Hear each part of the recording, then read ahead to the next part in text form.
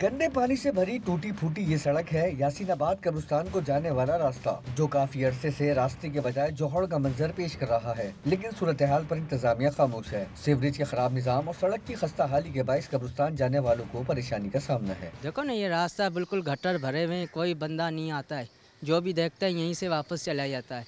कोई ऐसा इंतजामिया नहीं है जो उसको सफाई करवाए। जो भी इसको देखने वाले हैं, जो भी इसको लुक आफ्टर करते हैं, वो भाई इस पे कोई एक्शन लें। शब महराज भी आ गई है, शब रात आने वाली है। कब्रिस्तान में लोग आएंगे तो कैसे आएंगे, नापाक होके आएंगे। पानी से भरे गहरे गड्ढे हादसात का सबब भी बन रहे हैं। रास्ता ही नहीं है, लोग कहाँ से जाए, ना पैदल चलने वालों का रास्ता है ना गाड़ी का रास्ता है, कोई ऐसा वो नहीं है।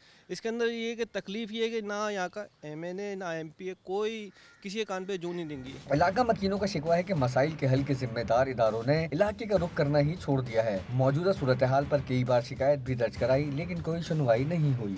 पानी में डूबी ये खस्ता हाल सड़क शहरियों के लिए अजियत का बाइस बनी हुई है। इनका मुतालबा है कि सड़क की मुरम्मत के साथ साथ फिल्फ और पानी की निकासी का इंतजाम भी किया जाए। कैमरामैन बीके फकीरा के साथ फैसल हुसैन, डॉन न्यूज़, कराची।